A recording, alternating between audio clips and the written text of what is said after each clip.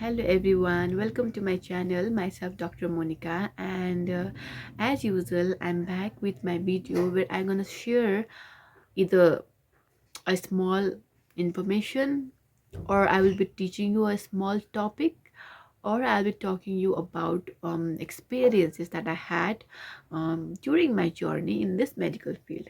So today I want to say that since I'm working as a medical officer in one of the hospital in Nepal, and obviously the medical officers there as a junior most doctors, so we have a heavy work burden. Everything is in our shoulders. Obviously there are consultants to take charge of everything that happens there. They're looking after the cases, but since you are always in the front line, you are always the one who is handling each and everything, right? So one of this duty, what happened was, usually I need to, what I feel like I need to improvise, and I don't know about other people, but I feel like maybe you people also have the similar issue. Whenever someone senior is giving us the judgment about any case, I have a habit of not cross questioning it. Okay, not asking them the questions, back to back, because I'm like little afraid to be like, oh my, this is a senior, that person is senior, how can I question them? They must know everything, they obviously do the right decision. So that is what I have the mentality. And that day what happened, usually I get handovers from medical officers. So whenever I get used to get handovers from medical officers, we have a very in the hospital that I work, we have a very strict we strictly ask every detail about the patient, everything, and the situation and everything. What was when he came to the ER, what's the present situation and everything. Okay, that patient was a transient case from the ward. I was working in SDU that day. I work in ICU and SDU, and that day I had a duty in SDU. And they gave me the handover and everything. The person was a resident, so I did not cross question. Plus I believed whatever the person said. And I was like, a patient came, I was busy, so I just did a assessment, very superficially, vital system examination superficially and everything. The patient is okay, little disoriented, little, but then patient is, but she's fine. And I went and I looked at the other cases after 4 hours, because I'm telling you, within those 4 hours I did not have time to even have a sip of water. I was that busy. I get know that the patient is not passing urine. I'm a person, whenever I feel patient is little bit sick, I do everything by myself. Systemic examination, even vitals, I take it by myself. So I went to take the blood pressure. The person map was not maintained.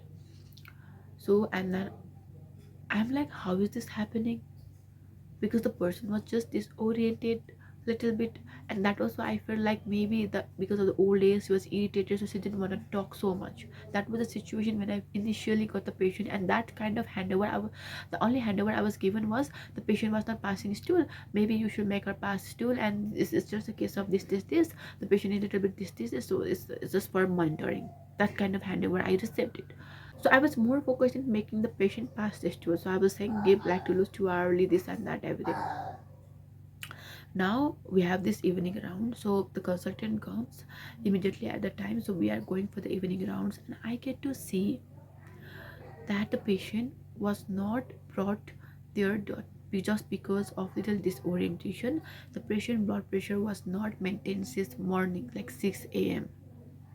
And the patient oxygen requirement, what, there was no oxygen requirement till that day. Since morning the patient was having the oxygen requirement. Disorientation started that since that morning. Okay, patient was tachypneic in the ward.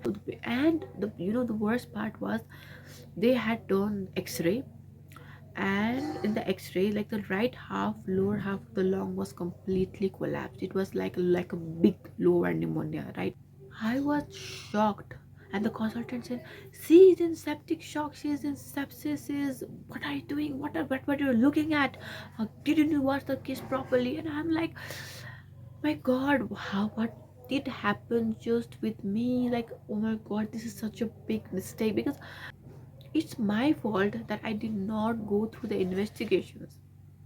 till, and I can't give this excuse like, no, the other person who gave me handover did not tell about me. I can't give. Whenever I'm taking a responsibility of somebody, I need to be fully responsible. I need to look at each and everything. I need to inform if there is anything wrong. I need to inform if that patient needs even a further intensive care. Okay, so, and I lacked there just because of my habit of not cross questioning seniors whenever they are giving handovers, and my habit of trusting like seniors ले भनेपछि सबै कुरा right. Okay, and that day in the same case another thing also happened, and I'm telling you, there was something related with the case, and I was like, do we do such things in such people? I was like confused.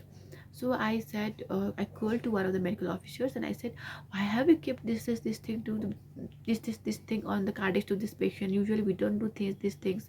And she was like, no, sir said it, so we kept it. And as soon as I said it, sir said it, I was like, okay, if consultant is saying that, that means it's 100% right. So yeah, although I knew that maybe we should not add this thing, but I still kept, I added it because the consultant said so.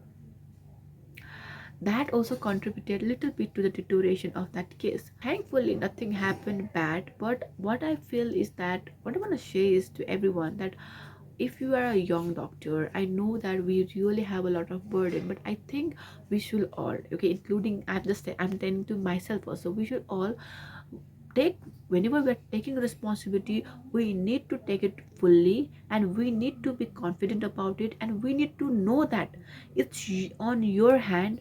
And in that process, you should not look if the other person is senior or whoever that person is. You need to ask them all the necessary questions, you need to interact them fully, you need to have all the details. And what, although I was busy, but what I feel today is that in 10 minutes I could have gone through all the papers at once. If I had just, in 10 minutes I could have just looked at the chest x-ray once, right? It would not have taken me more than 10 minutes, but because I was panicking and other cases and I felt like this case is stable, so I little bit neglected too. So don't do that. It just takes 10 minutes. Let's look at all the cases properly. And usually the blame comes to the person who was present there at that moment. Nobody talks about the previous person, okay, and nobody talks about uh, what happened previously. They only talk about who was in charge of that case at that moment, and that will be you. So it's very important to be fully accountable, and it's very important to be fully responsible for all the cases that we receive. No matter how busy we are, go through investigations just once thoroughly whenever you are receiving the cases. So whenever you can go to the wards vitals charting once, just go to the x-rays once, just give yourself a 10 minutes, just sort of superficial scan, and you will never fail to miss the things that I did. And that's what I have learned, and from that day I'm telling you, it's my like, now I'm on my like fourth duty after that event. And in all the cases I go through each and everything carefully, like I look at everything just at least superficially, whatever it is. If I look at those cases even superficially, uh, I will have the knowledge. Okay, detail one analysis, this that I can do later, but at least I will have the knowledge that, oh, this case is serious or not. Oh, I have to keep this on my first priority or not. At least that I will be having some knowledge, right? So yeah, that's about it. I hope that it will help you to also learn, do not make a mistake that I did. And yeah, that's it for today. We will meet again in the next video. Thank you. Bye.